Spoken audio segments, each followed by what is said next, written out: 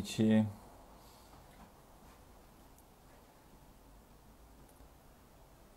Estou colocando aqui o título da nossa live de hoje.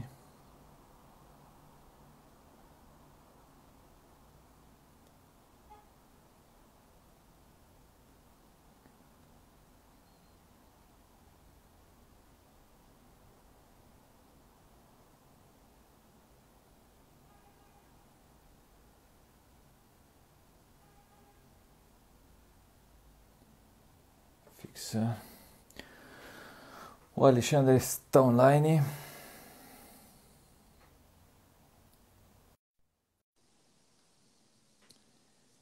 Certo, boa noite a todos. Estamos online. Boa noite, Alexandre. Boa noite, Roberto. Tudo bem, cara? Uma alegria estar contigo aqui, podendo falar. Igualmente. Obrigado por ter aceito ali meu convite. Sei que você está na correria também, né? Sim, mas todos nós estamos nessa vida que fica em casa, mas fica corrido, né? Pois é, né?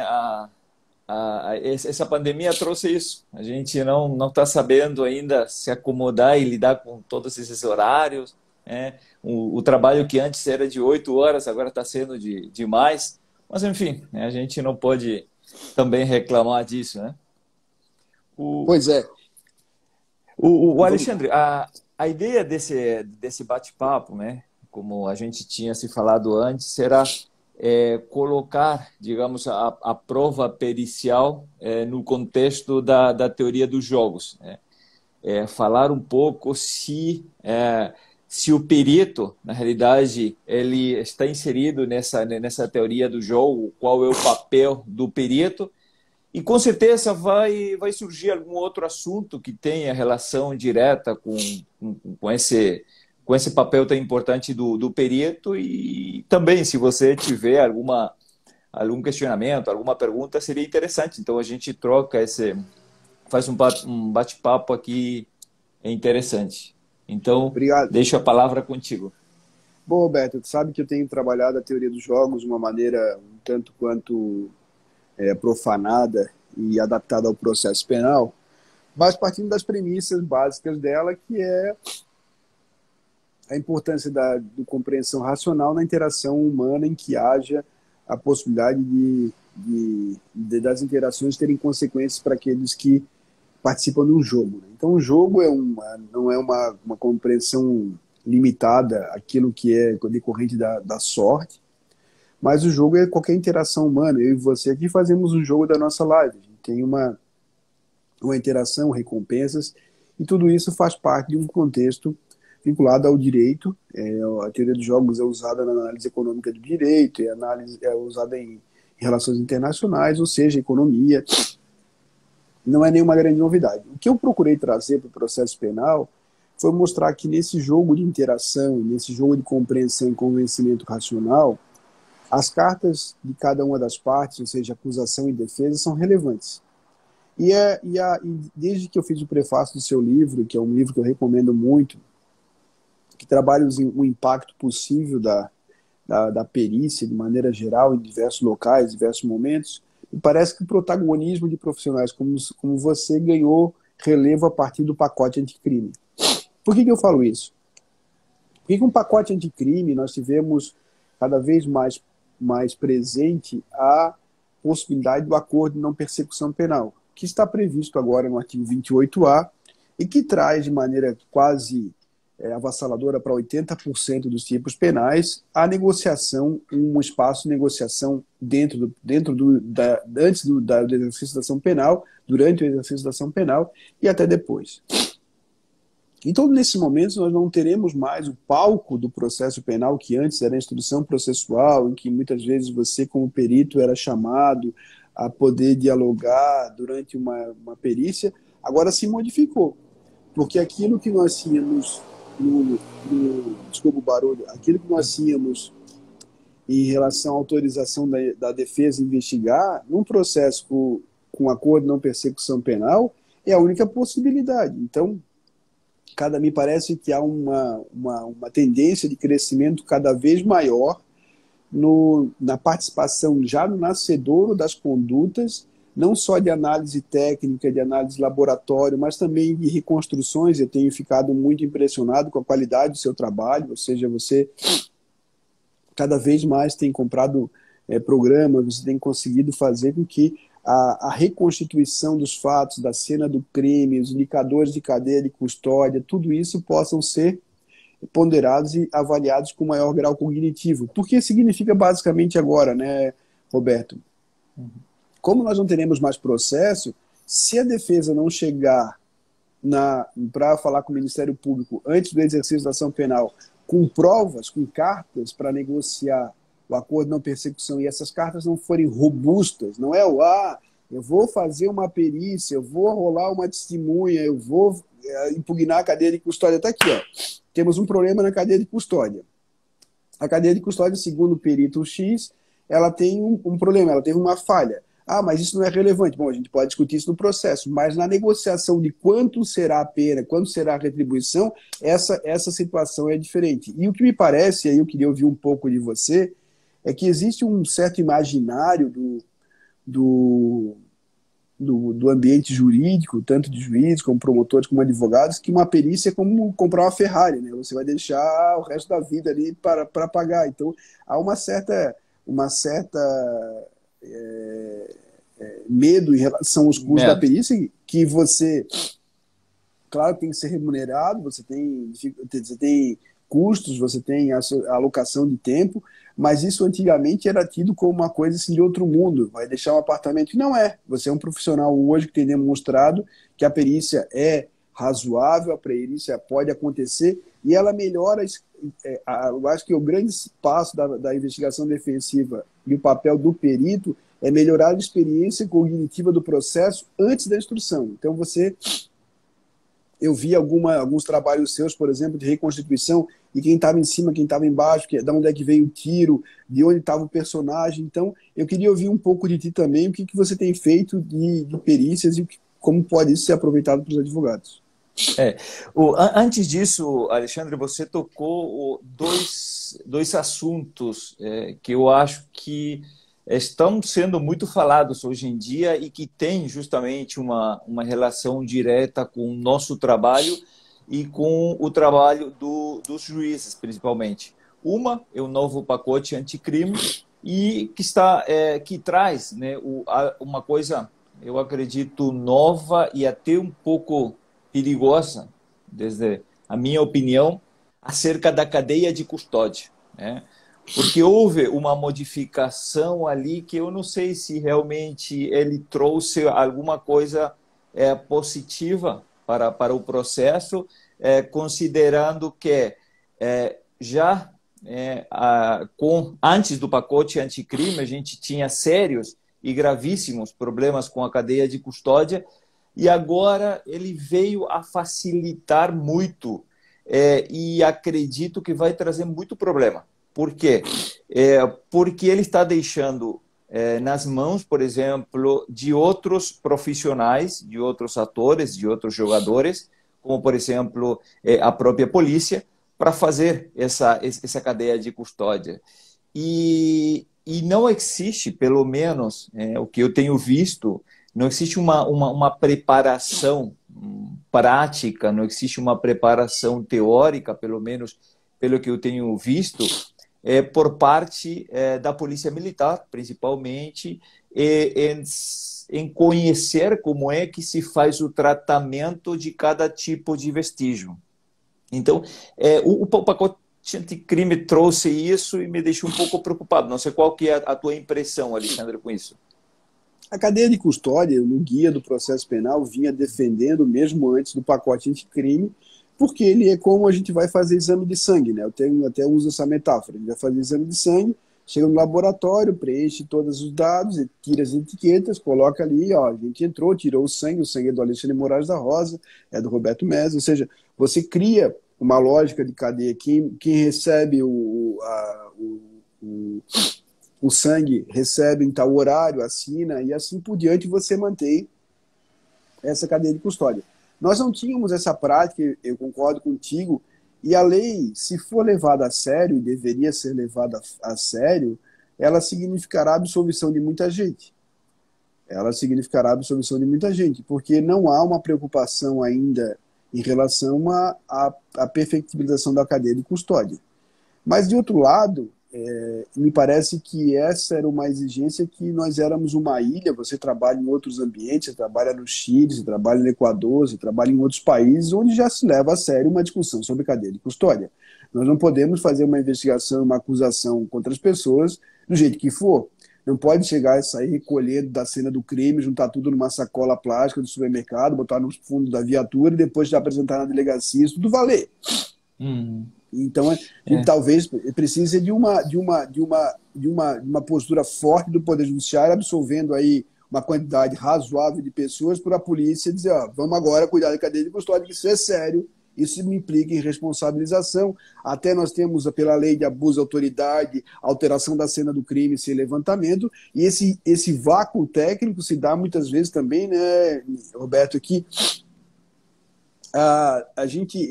o pacote anticrime entrou em vigor 30 dias depois, é muito pouco tempo para poder aparelhar e poder tornar possível a efetivação da cadeia de custódia nos termos propugnados. Mas me parece que esse é um caminho sem volta, até porque investigação policial sem cadeia de custódia não é investigação policial, é qualquer outra coisa, menos isso. Sem dúvida, assim, para levar isso ao plano mais prático, por exemplo, Alexandre, eu tive um caso como assistente técnico, por exemplo, em que houve um fato criminoso que envolveu disparos de arma de fogo. Houve uma perícia de levantamento do local. Isso trouxe, obviamente, ao processo um croquis planimétrico, trouxe muita informação. Mas nesse laudo pericial, por exemplo, nada se falava acerca dos estojos que foram encontrados no local de crime. Tá? Acontece que 3 dias depois aparece uma pessoa X, um vizinho de onde aconteceu esse fato, apresentando para o delegado 3 estojos que aparentemente ele encontrou. Não que aparentemente, que ele encontrou naquele local. E levou para o delegado. O delegado aceitou esses 3 estojos e isso foi enviado para a perícia. Foi feita uma perícia, nesse caso, a perícia por parte do IGP. Acontece que, como assistente técnico, eu tenho o dever de questionar essa prova, porque justamente pela falta de cadeia de custódia, como é que eu posso como perito, permitir que seja feita uma prova ou um exame em cima de um elemento que eu não sei se verdadeiramente foi resultado daquela ação naquele local, entendeu?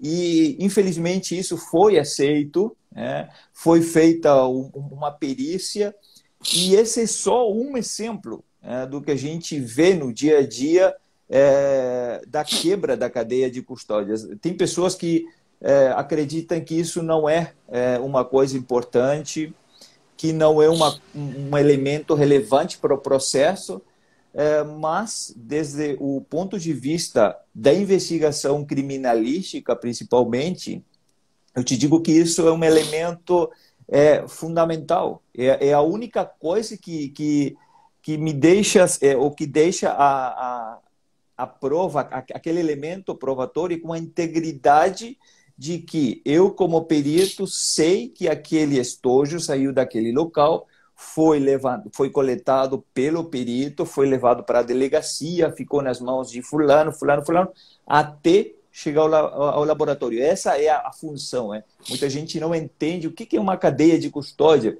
Lê artigos que aparecem na internet, alguns livros, que dão uma definição, mas na prática as pessoas não sabem o que é uma cadeia de custódia, onde é que pode ser, digamos, testada essa cadeia de custódia ou usada essa cadeia de custódia, E isso está trazendo para mim problemas sérios. Por isso eu queria falar contigo, te perguntar, vocês como juízes, principalmente, que são os destinatários finais da perícia, qual a importância que vocês dão a essa cadeia de custódia?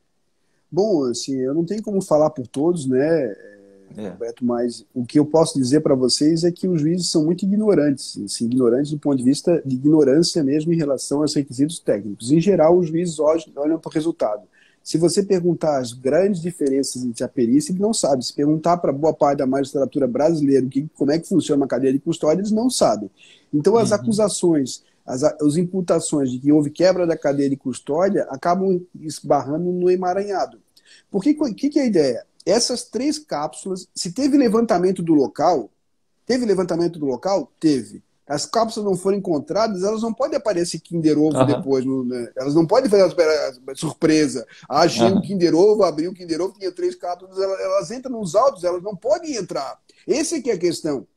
Só que aí tem o aspecto posterior disso tudo, que é eu tenho hoje, nos casos em que nós temos trabalhado, por exemplo, investigações em que os próprios policiais investigam ações de violência por próprios policiais. E aí a gente está falando de por exemplo, do Rio de Janeiro, um caso em que eu acompanhei mais de perto, em que as cápsulas foram de fato não verificadas, e até tem uma investigação acontecendo. Então, você tem algumas nuances que precisa ver. Mas, em geral, quando a gente vai trabalhar e vai estudar cadeia de custódia, por exemplo, no Chile, o Código de Processo Penal do Chile e a regramento técnico é dominado. Então, sim, você como é que você recolhe uma arma, uma faca que foi usada no homicídio? Não é pegar um saco de supermercado e agarrar a faca. Tem normas técnicas para isso. Se essas normas técnicas não são observadas, você tem uma quebra da cadeia de custódia? Depende. Depende do Uhum. conteúdo, depende do caminho que você for. Não é, cadeia de custódia não é também assim que qualquer assinatura está borrada do policial. Não dá para perceber. Bom, não é isso a quebra da cadeia de custódia. A quebra da cadeia de custódia é uma integridade, uma intangibilidade de que aqueles elementos que formam o corpo de delito, que formam os elementos, eles foram. É muito fácil ver isso assim. O corpo do homicídio, o corpo como é que é? O corpo é localizado, chama o GP vai, a hora que chega, a hora que recolhe, como é que estava. Isso tudo que é feito com o corpo tem que se fazer com qualquer elemento probatório. Esse Uhum. elemento probatório, se não foi encontrado na cena do crime, não consta na primeira a participação dos policiais ou dos agentes da lei, porque deveriam ser os peritos. Mas a gente sabe Uhum. também que essa abertura para os policiais se deu porque quando você trabalha no interior de Santa Catarina, no interior do Brasil, você não tem perito. Na verdade, você tem policiais que fazem isso. Mas se você não conseguir encontrar mecanismos de verificação, ou seja, só pode entrar nos autos aquilo que foi efetivamente encontrado na cena do crime. Tudo que veio depois, que foi acoplado, que apareceu do nada, é uma violação franca e restrita da cadeia de custódia. Ah, mas vai absolver o sujeito. Tem que absolver o sujeito. Essa é a questão. O Estado tem Aham. mecanismos para poder estabelecer garantias para todos nós. E não é uma garantia para mim, para o Lies, é uma garantia para todos. Então, cadeia de custódia, desde o ponto de vista normativo, é essa ideia. O que nós temos que perceber também é que a lei de abuso de autoridade criou um tipo e mandou usar a cadeia de custódia 472 do Código Penal, porque a imprensa que chega no local da cena do crime, ou o policial militar que altera a cena do crime, ele é criminoso. Naquele momento, ele tem que ser conduzido em flagrante, porque ele não pode fazer isso. Não pode se Uhum. franquear acesso, não pode deixar as pessoas curiosas se meterem, não pode ninguém se abraçar, não pode subtrair nada da cena do crime. É essa integridade que autoriza depois a utilização no processo. Ah, houve quebra da cadeia de custódia, alguém tem que ser responsabilizado, sim. Agora não pode ser o acusado que depois vai sofrer uma sanção porque o Estado é incompetente, os seus personagens são improbos e ninguém tinha mecanismos hábeis para fazer cadeia de custódia. Essa é a minha opinião, mas eu acredito que a magistratura possa ser muito adesista, possa ser muito relativizadora, e se você não sabe o que é cadeia de custódia, você não sabe o que é quebra da cadeia de custódia. Esse é Aham. a minha primeira impressão. Aham. Não, e isso é o que tem acontecido na maioria dos casos, Alexandre. A não preservação do local de crime é constante. E aí a pergunta sempre aparece, mas quem é que tem que preservar? E o que é preservar o local de crime? Isolar e preservar. será que uma ciência que ninguém consegue entender? Será que precisa de um curso de 3 meses para os policiais entenderem e aplicarem o que um isolamento e preservação? Não, não precisa de muito, na realidade. A função da polícia no local de crime é não permitir justamente que ninguém entre nesse local, para que justamente esse local tão sensível para a investigação criminal, que é aquele local onde inicia toda a investigação e toda a história daquele fato, permaneça do jeito que ele foi deixado. Porque ali é onde a gente tem, como perito, estou falando, todos os elementos materiais extrínsecos que vão me permitir reconstruir,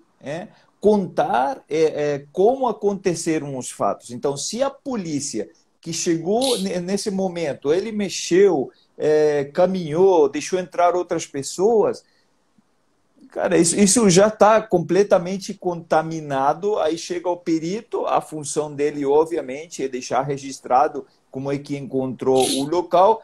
A partir desse momento, se ele colocou no seu laudo que o local já não estava preservado, todo o que está ali dentro e toda a informação que sai desse laudo pericial, na realidade, a gente tem que considerar isso como frágil. É isso que eu tento sempre levar para uma audiência quando eu encontro esse tipo de informação. E eu sou bastante questionado por isso, muitas vezes por parte do Ministério Público, porque acreditam que eu sempre estou fazendo uma crítica ao trabalho do meu par, e na realidade não é isso. A ideia é poder levar informação pertinente para que aquela pessoa que vai julgar, que faz parte, que é a autoridade máxima, digamos, tenha também uma outra visão por parte do assistente técnico. Porque a gente imagina, se o julgador fica com uma visão unilateral, única, de um perito que está passando uma informação que, de repente, está baseada em uma informação frágil, em todo esse vestígio frágil, como é que seria, como é que vocês avaliariam essa conclusão? É muito simples, né, Roberto? Cada um no seu quadrado.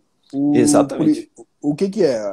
Acontecer um crime, tem como socorrer a vítima, tem que meter a mão na vítima, tentar socorrê-la, ela está morta. O local foi furtado, foi roubado, ninguém tem que se meter a recolher nada.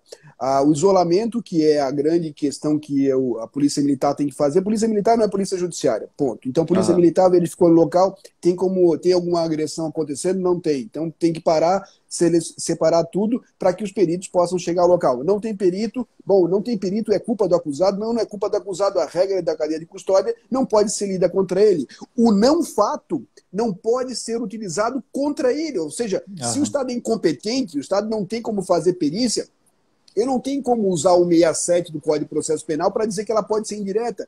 Aqui perguntou ali, e se o sapato é encontrado pelo filho? Porra, se o sapato é encontrado pelo filho, é que o perito não fez um trabalho decente, porque não podia o sapato ter ficado lá. Essa que é a questão.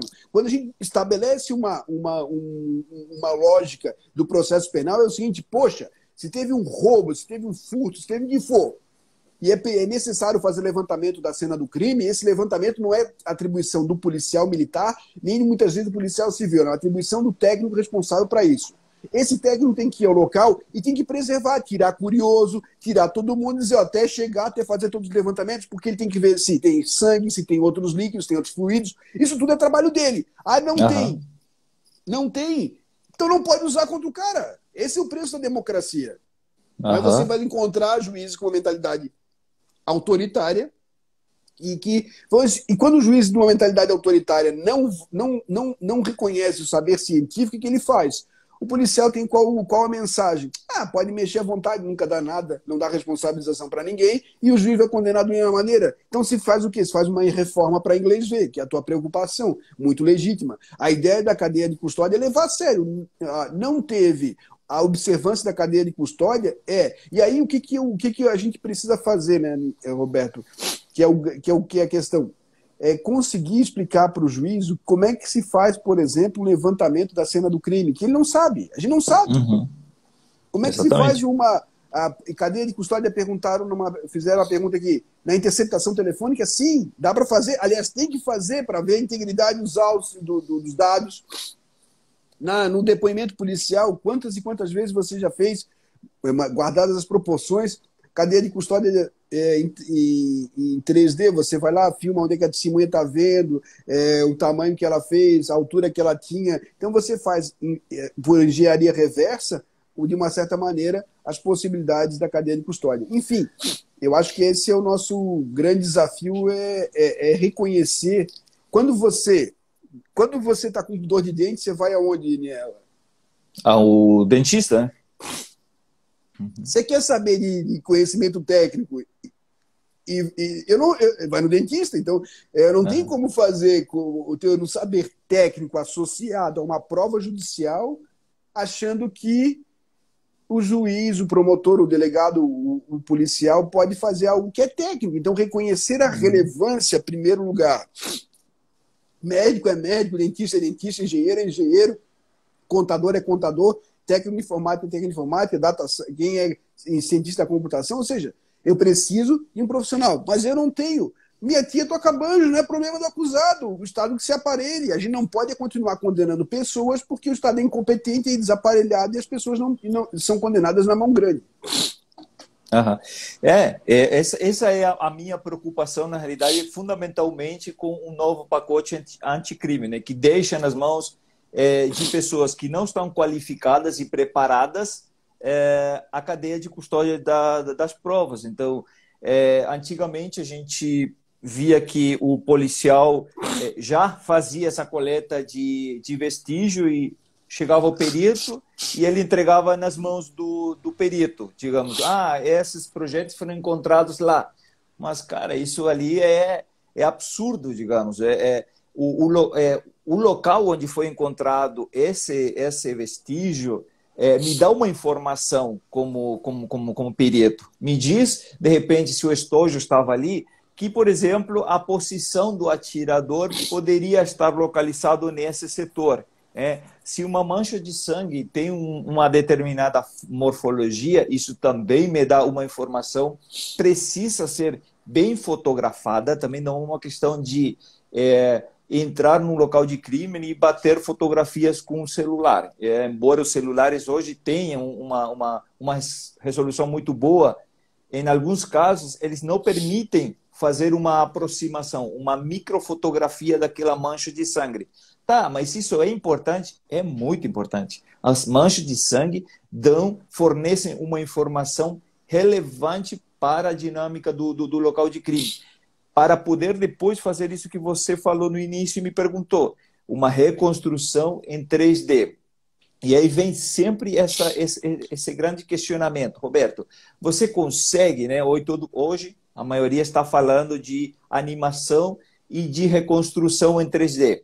Uma ferramenta tecnológica boa é fantástica, sem dúvida, porque eu posso levar o local, eu posso levar a dinâmica para dentro do plenário, eu posso levar um local ou uma dinâmica para a visão direta do promotor, do juiz, das partes, para que eles tenham uma ideia. E aí você tem a diferença entre animação e reconstrução. Uma animação digamos, não é a mesma coisa que a reconstrução, porque a reconstrução, quando a gente fala de reconstrução, a gente está falando de que nós conseguimos abastecer, por exemplo, o programa que é específico para isso. A gente usa o mesmo programa, por exemplo, que usa o FBI nos Estados Unidos e já a Polícia Federal também está usando aqui, mas que eles, na maioria dos casos, não estão usando. Por exemplo, no acidente de 2 semanas atrás, o acidente do empresário aqui em Florianópolis, a gente se deparou com que a polícia fez o levantamento do local com um scanner 3D. Isso é fantástico, mas por que não usar isso em outros casos também, ou na maioria dos casos? Dessa forma, usando o scanner 3D, você já não precisa de fotografia, por exemplo. Você coloca o scanner ali e você faz um mapeamento do local, deixa ele fazer, na realidade, você só programa e ele faz, e depois leva essa informação para teu computador e trabalha com isso. Com essa informação, você consegue depois trabalhar com fotogrametria, e com isso você permite medir algumas distâncias que são de interesse pericial e permite fazer uma reconstrução. A reconstrução precisa de muita informação, e essa informação tem que ser levantada pelo perito criminal no local de crime. Se ele foi para o local, ele já encontrou que foi desfeito, que os policiais ali, para liberar o trânsito, já começaram a mexer com as partes do carro. Isso é grave porque todo esse pedaço de material que talvez para muitas pessoas não seja relevante, para nós porque nos dão, por exemplo, ali a aproximação de onde foi o local de impacto. E isso é uma informação. O perito ali, Victor Martins, ele perguntou, usaram o sistema Faro? Usaram. O mesmo Faro sistema 3. que a gente usa, sim. Isso. O Zoom, o Faro Zoom 3D. Eles usaram, Isso, além do programa, acredito, eles usaram o scanner 3D. Então, pelo visto, a tecnologia existe, o Estado tem. O Estado é o que mais vantagem tem em cima de toda essa tecnologia, porque ele pode. Talvez os peritos particulares, nem todos têm a possibilidade de comprar um equipamento desse, porque é caro, mas que tem que ser entendido é isso, que para poder ter uma reconstrução, a gente precisa de muita informação. Informação como o quê? Distâncias, peso da vítima, medida da deformação do carro, muita outra informação para poder reconstruir. Se não é possível reconstruir com toda essa informação, porque está faltando, aí é possível animar. Isso tem uma aproximação não tão perfeita como tem uma reconstrução. E aí você falou de um outro assunto. A perícia, hoje em dia, fica inacessível para alguém. Olha, eu sempre digo, e eu tento de desmistificar isso. Levar, principalmente, a pergunta ou esse questionamento para o advogado. Se você está com um caso e você está achando que a perícia pode ser cara, que o teu cliente vai ter que vender o apartamento para poder pagar os honorários do perito, pergunte, consulte com outro colega que conhece um perito. Veja se os honorários do perito realmente assim, porque tem vários tipos de perícia. Desde uma perícia grafotécnica, que é um exame complexo, mas que, dependendo da quantidade do volume de trabalho, vai ficar caro, se não. Ele ficaria um pouco mais acessível para as pessoas. E depois, obviamente, vai aumentando, dependendo do que precisa o perito fazer. Mas tudo isso, como você falou no início, tem relação direta com a cadeia de custódia. Sem a devida cadeia de custódia, é muito difícil poder trabalhar. É muito difícil. A gente, às vezes, está atado de pés e mãos. Como o Patrícia Oliveira falou ali, a Patrícia delegada de polícia na Bahia, nós precisávamos construir indicadores mínimos que sejam observados e conhecidos pelos advogados, pelos promotores, pelos delegados, pelos policiais. E aí você pode exigir, uma conformidade, um compliance deles na prova. E o nosso papo aqui, a gente prometeu que ia ser meio curto, Roberto? Mas sim, estou controlando. Dizer para todo mundo que está nos assistindo, ou vai ver a live depois, que advogar hoje, sem saber as habilidades que os peritos podem oferecer, é muito amador. Então aí dá para jogar lá com a teoria dos jogos. Alguém é muito amador. Porque quando você recebe um caso e você desconhece as possibilidades do uso do saber técnico, você é incompetente. Então a primeira coisa que você tem que saber é assim, o que um perito pode avaliar? O que aqui teria possibilidade? teria a possibilidade de fazer isso, isso, aquilo, outro. Ok. Isso é possível? Isso é relevante? Sim. A segunda coisa, quanto custa isso? Então leva para o cliente para saber, se nós fizermos essa perícia, pode ser que abra essa frente narrativa e isso será importante para nós. Eu quero levar o perito, contratar para ele poder ir no fórum, para explicar numa audiência são as normas técnicas para isso. Ele é, na verdade, convocado para fazer um depoimento do lugar de expert dele, não um lugar de testemunha do crime.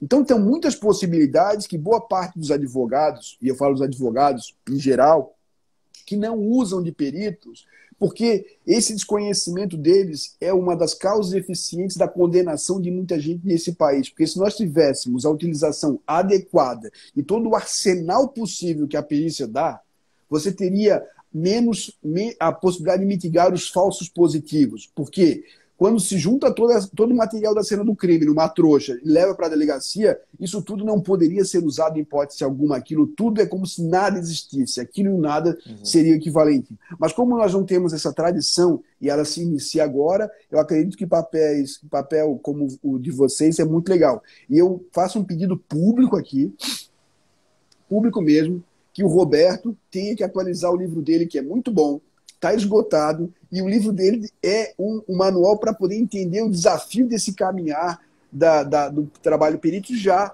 atualizado com o pacote anticrime, com essas discussões da cadeia de custódia.